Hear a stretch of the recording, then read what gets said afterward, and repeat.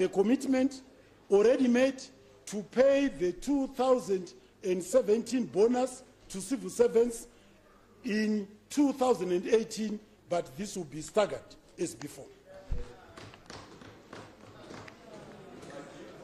Mr. Speaker, on harmonized general elections, His Excellency the President has pronounced that our elections will be held as per schedule.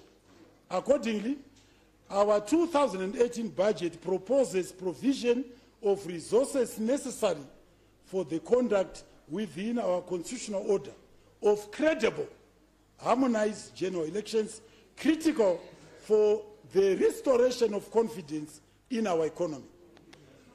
A provision of 132.2 million is made under the budget. Honorable members will need to know that we fully funded the current voter registration exercise.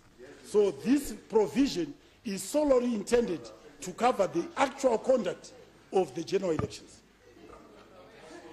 Mr. Speaker, on vote allocations, relating the current expenditure to individual vote, the estimate of expenditure are dominated at the top by primary and secondary education, lands, agriculture, and rural resettlement, followed by defense, war veterans, and home affairs and culture thereafter. Let me just give a synopsis of 5 of those votes. I have allocated to primary and secondary education $905.5 million.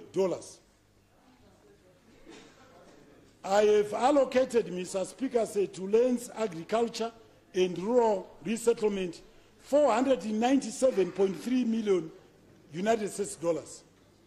I have allocated to home affairs and culture $435.4 million United States dollars. To defense, security, and war veterans, I have allocated $420.3 million. To higher and tertiary education, science, and technology, I have allocated $316.9 million. On health and child welfare, I am allocating $408 million, $408.9 million.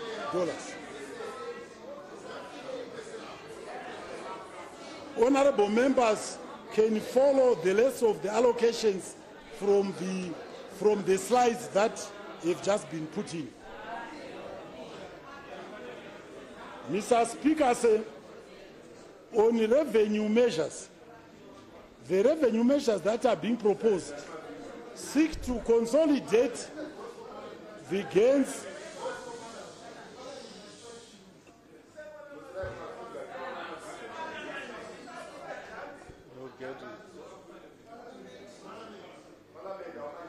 on revenue measures, Mr. Speaker.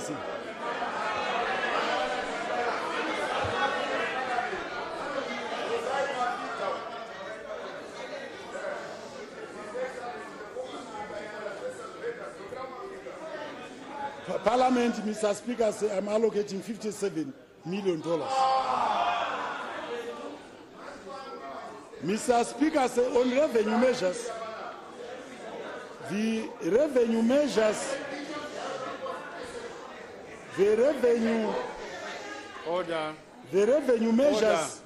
that are being proposed seek to consolidate the gains realized by local industry through support measures provided by government. This will improve the tax administrative system, thereby enhance tax collection as well as provide the relief to taxpayers. The measures also seek to facilitate formalization of informal business operations.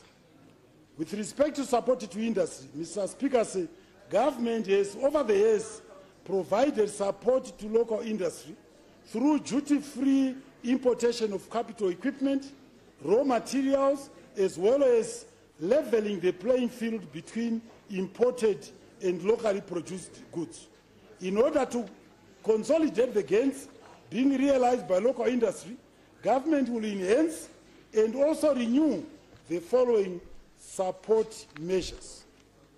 We are giving relief by way of extension of manufacturers' rebates and other measures to the furniture manufacturers, to the dairy industry, to the cement manufacturing industry, to textile industry, and also to the clothing manufacturers industry, luggage wear manufacturers, and also we are suspending excise duty on raw materials.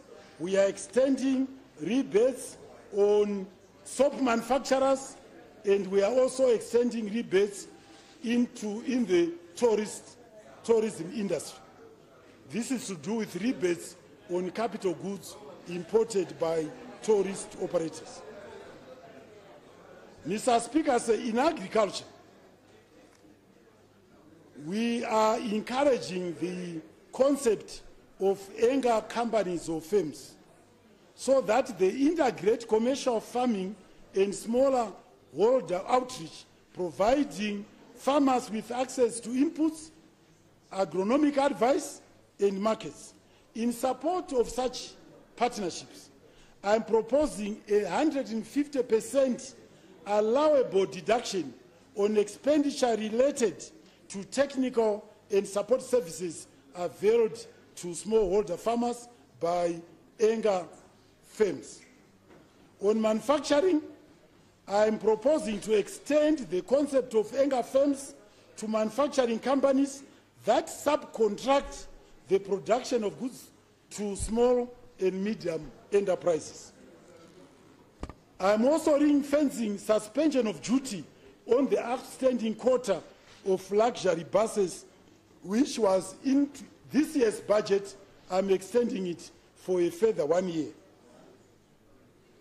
On power generation, Mr. Speaker, in view of the anticipated surge in the demand for electricity, consistent with the growth trajectory expected under the new economic dispensation, I am proposing to exempt power generation projects from corporate income tax for the first 5 years of operation, with effect from 1st January 2018. Thereafter, a corporate tax rate of 15% will apply. Tire retreading, in order to enhance the viability of tire treating industry and affordability of tires, I am proposing to ring-fence 150,000 tire casings imported by approved tire manufacturers at a lower rate of duty of 15% with effect from 1st January 2018. In the health sector, with effect from 2016, we introduced a rebate of duty on capital equipment imported by the mining, manufacturing, agriculture, and power generation sectors. In order to improve citizens' access to quality health services, I propose to extend the rebate of duty facility on capital equipment imported by approved medical institutions and practitioners, and this will take effect from 1st January 2018.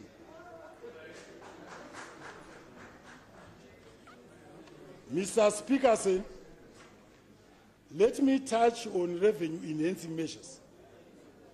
Cognizant of investment that has already been made by some platinum mining houses towards attaining milestones in the agreed roadmap, I propose to further defer implementation of the export tax on unbeneficiated and semi-beneficiated platinum to 1st January 2019. I further propose to reduce the export tax from 15% to staggered rates between 1% and 5%, depending on the level of beneficiation. Mr. Speaker, there is a new mineral which has a new importance in the world economy, and that is lithium. I am proposing to impose an export tax of 5% on gross value of exported lithium, which can fetch between, I'm told, 15,000 to 20,000 per ton after first level beneficiation. I also further propose to impose a staggered export tax on the export of unbeneficiated dimensional stones, that is granite, to rest between 1 to 5%. This is to encourage beneficiation. Mr. Speaker, I'm also proposing to disallow the input VAT component from deductions allowable in the determination of taxable income in order to minimize revenue loss to the fiscus. Mr. Speaker, I am proposing to levy 5% of gross takings by bookmakers in order to mobilize the resources to upgrade the community recreational centers, which I spoke to about earlier. In order to safeguard revenue to the fiscus, I'm proposing to designate Rutenga as a port of entry with effect from 1st January 2018. In recognition of the economic challenges experienced over the past decade, I propose an amnesty for interest and penalties on outstanding taxes accrued prior to 1st December 2017 for taxpayers that come forward and settle their principal tax obligations within the period ending 30th June 2018. So I'm waiving interest and penalties, provided they come forward to settle by end of June next year. On tobacco, in order to ease the tax burden on tobacco farmers,